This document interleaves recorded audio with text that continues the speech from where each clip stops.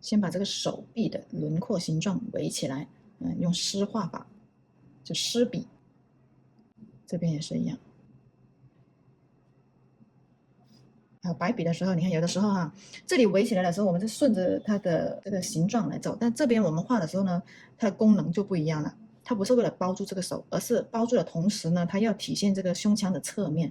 所以呢，我们压着这个手臂的边缘往外走一段，走一个块面的线，走一个这种体块。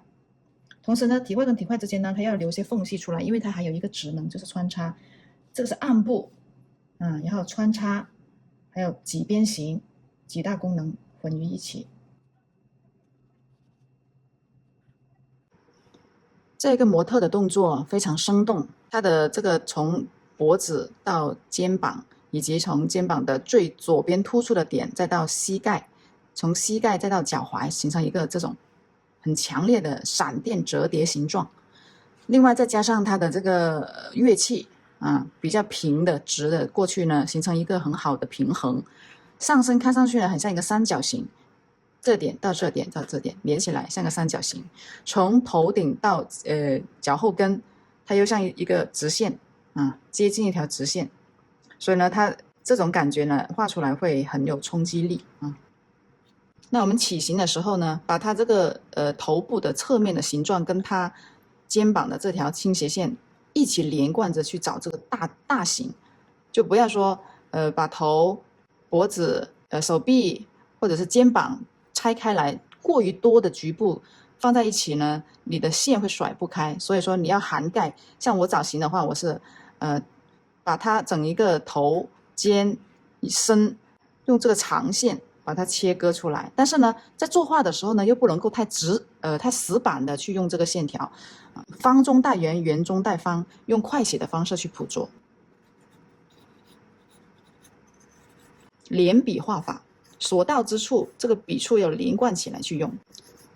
就是说，你这个笔头不会离开这个纸，在这个纸上面去游走，不会说，哎，画到这里我立起来，再到这个点，再到这个点。这样的话呢，你再去处理这个东西的时候，很容易就是，会把它画的这个位置会错，倾斜度会有问题。但我连起来画的话，我就是会关注它的整一个长宽高，它是整体大于局部，这样的起形会准确很多。并且你这样能够带出很多的辅助线，辅助线越多，更有助于你去观察这个形的准确性。有很多的同学在去起形的时候会很害怕这些线起错、起花。我们换个思路，不要把它理解成是一种错线，我们理解成是一个辅助你画的更准确的、有作用的线。所以其实错线它也是一种起形的方法。你有了这个错线，你才能够更好的找到对的线嘛。好，再往下走是它的腿部。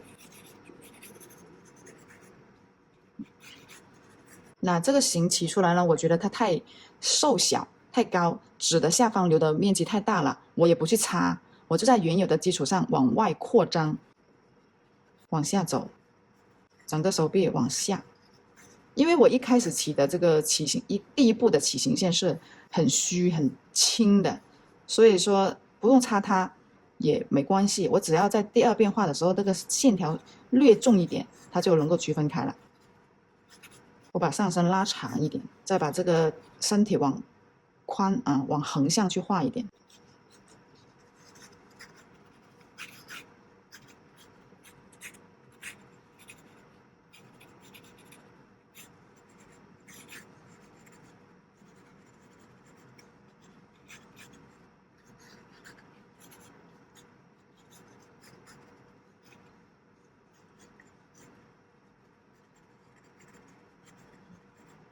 这就是它的大形。起完大形之后呢，我们再去定它的小的局部形，像这个头发型的形状，脸部这个形状，就是发型以外的这一块区域它的形状。不要急着去找五官，先把它比较大型的区域找出来，再去找中型，然后再去找小型。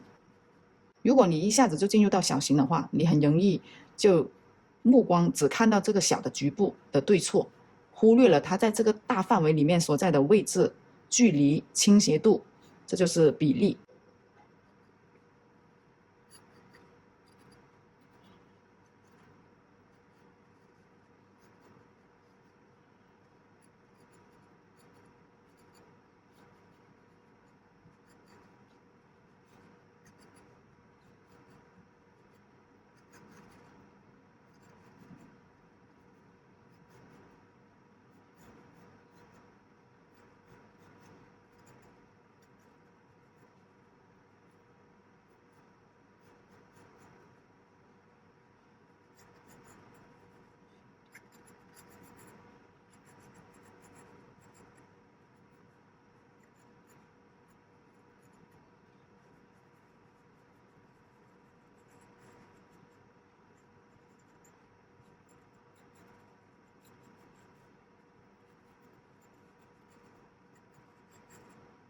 们耐心的把这些小的形一点点的做出来。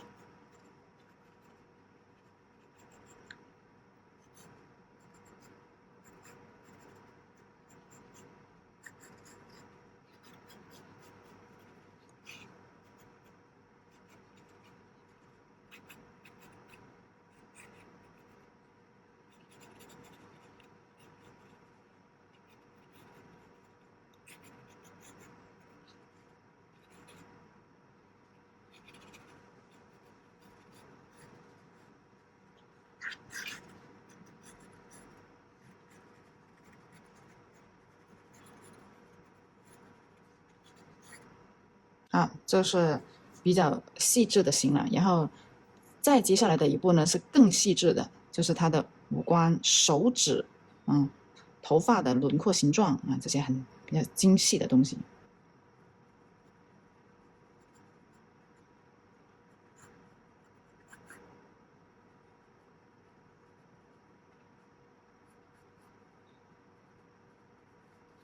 OK， 这个形就起完了。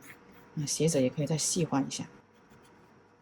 动作难度比较大的是头颈肩，这个关系。第二个呢是整个倾斜下来之后呢，它的腰部、裆部很容易被忽略，就盆骨这一块，所以就会很容易把腿画得特别长这是要注意的第二个点。第三个点呢，就是它后面这条腿有点重叠，看的面积特别少。那我们在作画的时候呢，怎么样去通过后面的色块挤压，把前面的做出来这些从上至下我们都要考虑。那从头部开始，我们用一个比较细的笔。如果说科技毛笔控制不好，那你就用这种极细或者是小楷、中楷都可以去做这个五官。全侧的五官能看到一个很明显的这个脸部的边形结构，令方勿圆。我们用这个秀丽笔呢，同样要用出毛笔的这种大侧锋的感觉，这样的话它跟你身体才会匹配，它这个技法才统一。它呢是闭上眼睛，比较沉醉其中的去吹这个乐器。那闭上眼睛呢，这个眼睛就很像一个球体。我们可以给它一点点瞳孔。那它是上了年纪的了，它不是那种特别年轻的，所以我们可以把它这个骨骼画的强烈点，因为骨骼的这些小的笔触，它也堆积多了之后呢，它也有一个年龄感在那里的。那我们一般画小孩或者年轻的女性，就比较少会画到这些，就算画也不会画那么多那我们画一些中年的，或者是工地上的一些人，我们会画多一点，老年人就更多了。好，它这个嘴巴吹唢呐的时候会凸起，然后呢，这个乐器的头在这个位置。这里的法令纹往后走，这里也凸起，压紧，下巴往里收。你看我的轮廓形都是画的比较方硬的，快速的把这个笔触压进去，形成一个面。耳朵，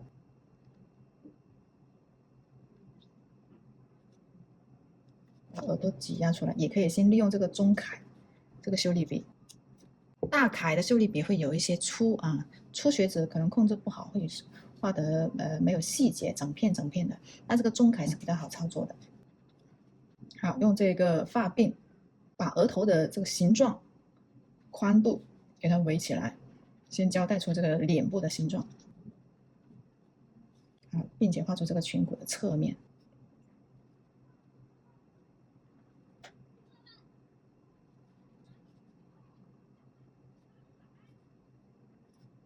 还有这边下巴跟脖子之间的交接处，我们用这些方向线，就是它体块的朝向，用这个线去排一些线体积出来。好，这就是它的头部。手呢也可以用这个笔细一点的笔去画。其他地方呢，为了拉开它这个粗犷跟细致的一个这个笔法，那我们用这个大头的黑颜色的浓墨，你看一笔下去，这个立面就出来了。那我们画头发呢，重点找体块，特别是这种短发。你长发呢，你还要去顾到它的发型头发分组但是画短发呢，基本上都是画头骨的结构为主，除非是它是短发当中它又有一些独特的造型，比如说下面短上面长，它有些年轻小伙子他的一些发型它下面呢是寸头的感觉，但上面呢它是像女生的刘海。那种情况呢，你就要区分2种画法了。长发有长发的画，这个分组；短发呢就是走结构，没有别的。我画外轮廓的时候都是比较弱、比较虚的，画到内部的时候是常快的啊。接下来是灰颜色的这个淡墨，把暗部体现体积的这个背光部扫一下。那这里边我会故意留一些白的点啊，因为如果全部都盖掉的话呢，它会很闷。留出这个白的点，让它透气，同时也是一个头发的一个光泽。好，这个头部就画得七七八八了。我们没有必要说一次性给它死磕的特别深入，我们还是要跟下面进行一个比对。如果下面画得比较简单的呢，那这个头部也就很深入了。但如果说画面已经画得比较深入的啊，很多细节的，那这个头部就还不够啊，还得往里面刻画。好，那像这个乐器还有手身，应该先画哪样呢？那肯定是先画手臂，先画身，不要先画乐器啊，因为你这个手臂画出来之后呢，这个手到底来到哪里，跟它这个乐器它弹奏的那个指法有关，所以可以灵活去调整它这个喇叭的高低大小啊，它这个是很强烈的肌肉感，方。啊，用这种有点断开的线去走，后面你再去接都没问题。这样画出来呢，它不会那么紧，也比较准确。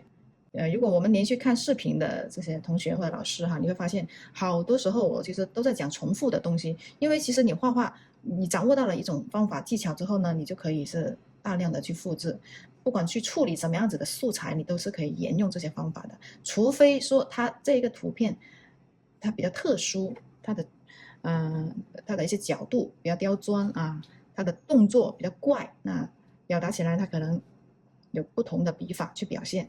那如果是常规的话呢，它都是这样画的。这个是关节方一点，圆，这个是一段，这是另一段，1块2块啊。它这是三角肌，三角肌衔接到这个脖子，这里有个斜方肌啊。这一块是衣服，衣服我们可以做深色。因为这个手臂是黑色，是亮色，除非你还有另外一种手法，就是你拿一个很淡的淡墨，把它的脸部、手部去抹成一个固有色，那这样的话，你的衣服就可以留白，也是很漂亮的，就跟它这个原图很接近的这种感觉。如果你不这么去处理的话呢，你就把衣服做黑，手臂留白，一样可以出来的。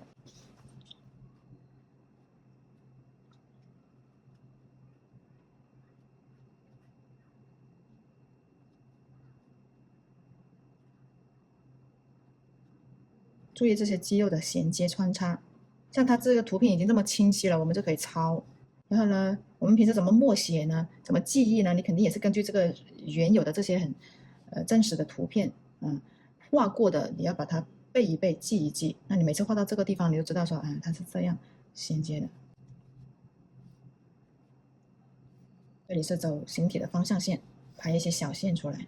这个是腋下的底面，它不是腋毛啊，它是手臂的底部，它有投影啊。这个是手臂的侧面，这一块是斜方肌的侧面啊。接下来是这个手呢，我们分为2段啊，手掌跟手指1/2、1/2，所以我们先找到凸起的这个关节，成一个弧线形。那像这里边呢，它是看不到那些凸起的手指，你可以主观的画1、2根出来。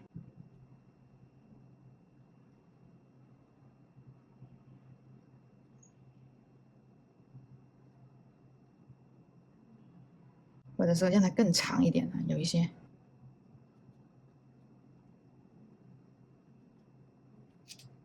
那接下来用一个深颜色去画它这个乐器。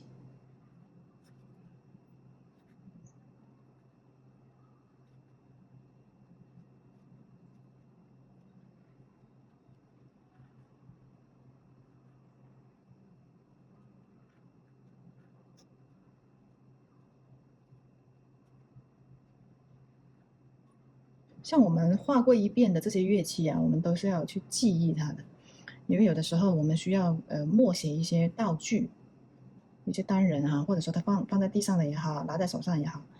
如果你贸贸然临时发挥你是很难画得准那个道具长什么样。但是你像现在你写生，那画过的东西呢，长点心，让它留在你的脑中，形成你的个人的素材库。那到时候你需要默写什么，你都很容易能在素材库里面回忆起。像包括这些手，我很多时候也是默写的，因为有些时候我们画的那个图片呢，它确实不好画，它不清不楚的，或者说压根就没有露出来。那没有露出来呢，你就会少了很多细节嘛。有些时候你是需要这个画面需要你去添加这些东西的时候，你不可能说你这个时候你才去找相应的资料来看，这样会大大打折扣，就是说你的这个工作效率会很低。你找来的资料也未必有那么的贴合你当下这个人物的这个动作，可能只是说相似，但不能够很生动的这样添加进去。所以说，像这些功在课外，我们是需要课后去积累的，以及画画的速度。你平时积累多了，画得快然后也画得准了，你整个效率就会高，就不会说画一笔停一下，好，然后再把这个头给接上去。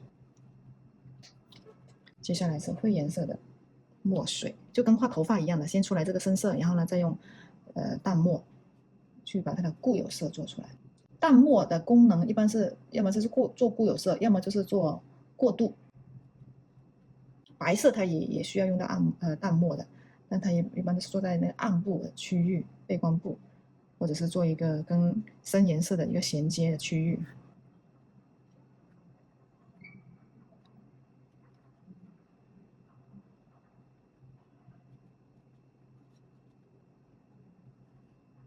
好，先完成到这个程度。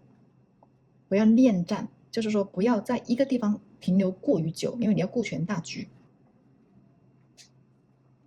身体的部分，那我就可以拿一个很深的颜色去画它这个白衬衫，白的背心。先把这个手臂的轮廓形状围起来，用湿画法，就湿笔。这边也是一样。白笔的时候，你看有的时候这里围起来的时候，我们是顺着它的这个形状来走，但这边我们画的时候呢，它的功能就不一样了。它不是为了包住这个手，而是包住的同时呢，它要体现这个胸腔的侧面。所以呢，我们压着这个手臂的边缘往外走一段，走一个块面的线，走一个这种体块。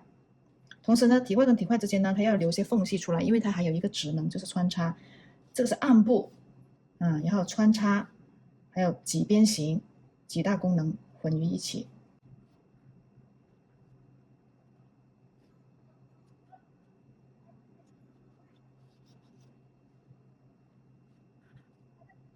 这也是一个侧面，就是身体的侧面。想象着这个身体就像一个橡皮擦，这是立方体的那种长方体的橡皮擦。这个是橡皮擦的一个侧面，这个是受光面，是亮面。把它的体感画的方硬一点。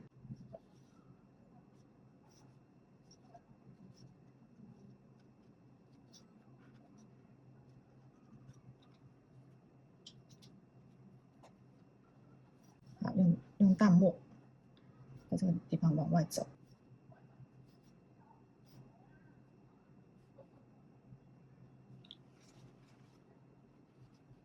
这个地方也是一样。浓墨的用的也差不多了。这里我故意不要画那么重，是因为我裤子的这一块是很深的。如果我这里一直把这个深颜色一直连下来呢，它裤子跟它会分不开。所以到了这个地方我就开始变亮，就故意的留出一小截衣服是亮颜色的。这里是2条带子，在这个带子的里面，我们可以做深一点。这个衣服的亮面、灰面，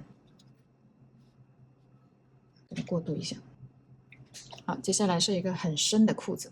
那这个裤子呢，跟这个胸腔的道理是一样的，就是我们要画出它裤子的侧面的体积但是它只出现一段，它不能够整条裤子都画那么深。凭着白笔。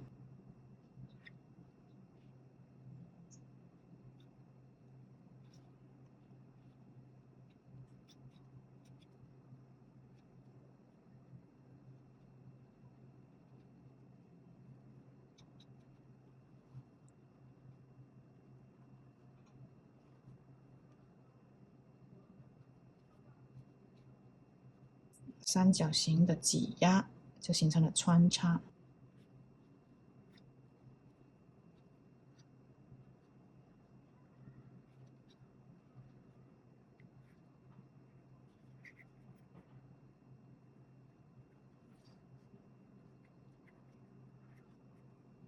那我这下面故意用一些沙的笔触，是因为我还要用一些墨啊，一些淡墨去做，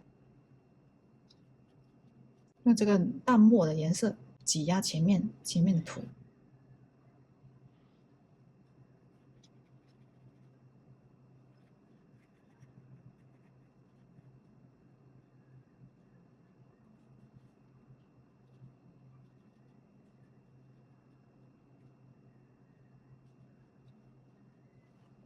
好，再把这个鞋子的暗面做出来。一幅画呢，在没有调整、没有去深入调整之前呢，它都会有一些问题的哈。所以有的时候我们作画呢，要耐得住这个步骤的难受，不要说很急于在某个地方，非得要画到什么程度才肯撒手。我养成的习惯呢，就是我都是会看整体，不看局部。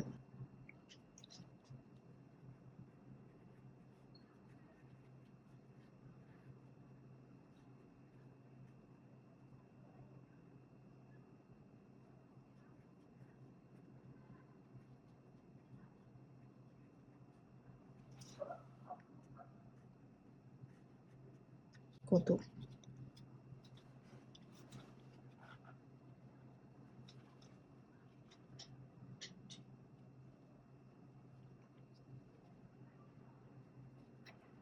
后面这个手要挤压前面这个亮的手啊，所以它可以整个伸下去。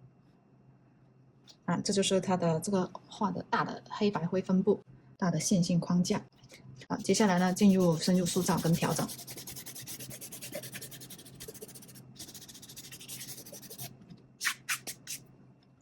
去调整它那些斑斑驳驳的地方啊，就本身我们理解的暗部它是统一的，然后整体的。如果在这暗部里面出现很多白点，那你这个时候就要去消灭这些白点，过渡它，让它和谐一点，因为它是光照不到的，就算它有反光，它也不能过于亮。所以我们把这个暗部处理一下，并且要做一个衔接，上下跟下、上与下的一个互通，承上启下的衔接，还有亮跟暗的衔接。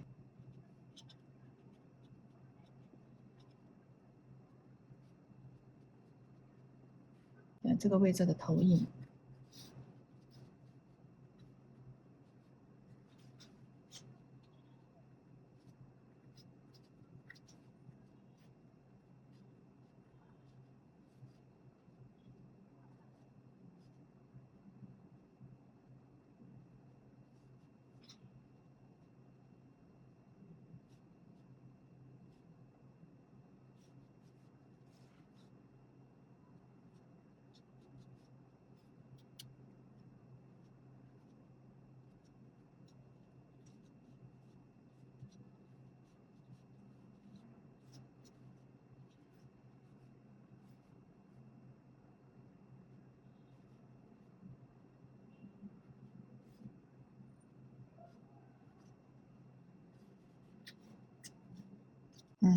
用这个侧锋去扫出它这个手臂跟肩胛骨这个侧面的体积，因为是背光的。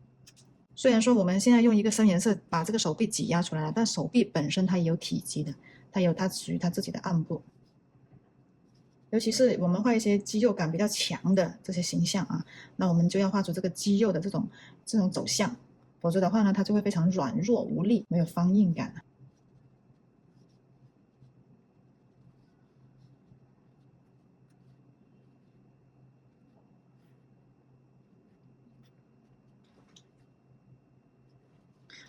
这个位置呢，因为我画的比较深，所以这里我就故意留白啊，让它有点透气。如果这里很深，这里也是深的话，它就会粘在一起。过来是这个位置的暗面。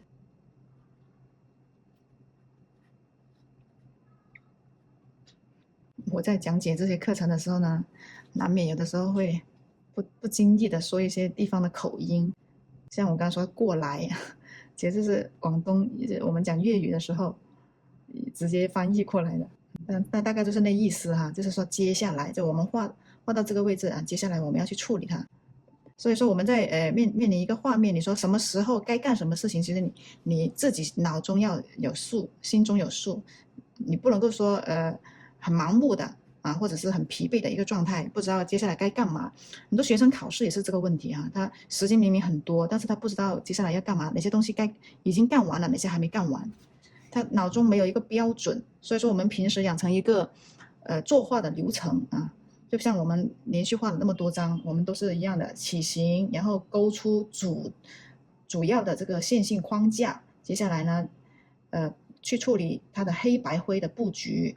接下来是塑造跟调整，你不能跳步，你不能说我这个线稿，这个框架还没画完，我就急于去塑造，因为你是塑造的前提呢，一定是所有东西都过了一遍，都已经有一定的完整度了，你才进行一些哪个地方还需要添加什么，是要卡重啊，还是要流量啊，还是干嘛的哈？有个参照之后得出的一个结论，才去做这个事情。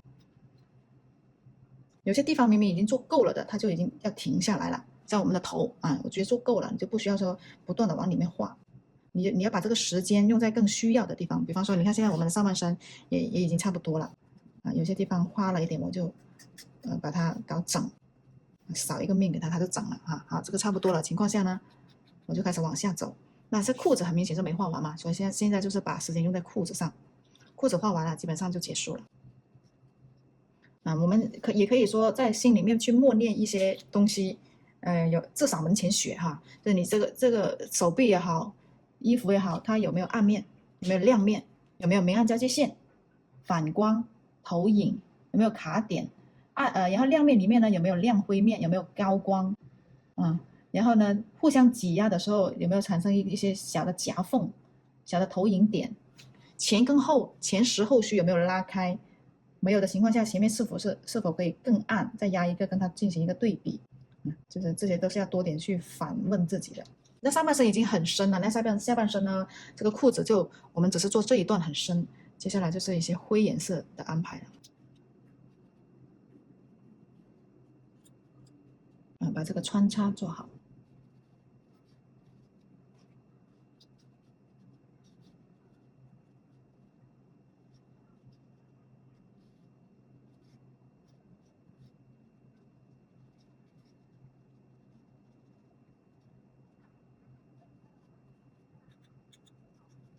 把这个腓肠肌缠绕出来，弧线。后面呢，它是一个整个的灰面，用这个灰面来衬托前面的亮灰。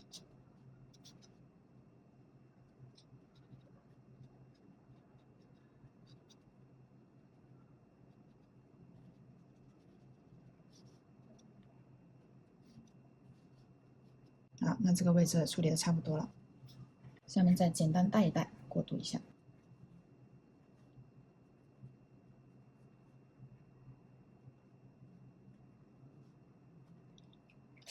这个带子也是需要分出前后的，走一点实线的笔触。这种做法是有点像版画，就是版画里面的一些刮痕。